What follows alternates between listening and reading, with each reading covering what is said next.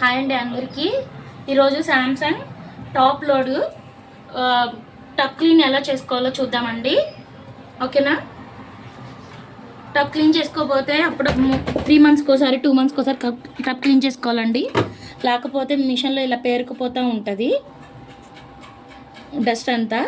లోపల అంతా కూడా బాగా క్లీన్ అంతా పేరుకుపోతుంది.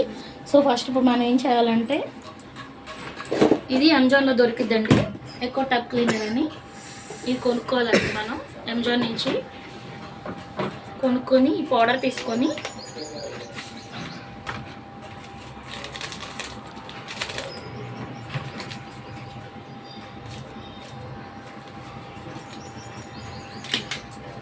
ఒక హాఫ్ వేసుకోవాలండి.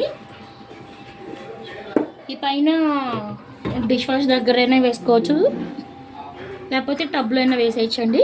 నేను ఇక్కడ వేస్తున్నాను ఈ పౌడర్ని, ఒక హాఫ్ ప్యాకెట్.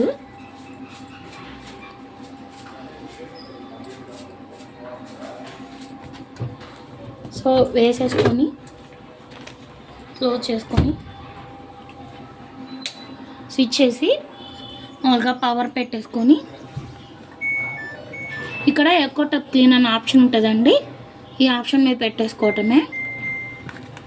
ఆప్షన్స్ మూవ్ అవుతూ ఉంటాయి. Jeans, energy saving, rinse and spin,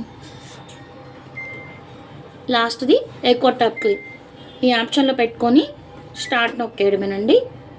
start నొక్కితే అదే మిషన్ అంతా క్లీన్ చేస్తూ ఉంటుంది. సో వాటర్ తీసుకొని, వాటర్ తర్వాత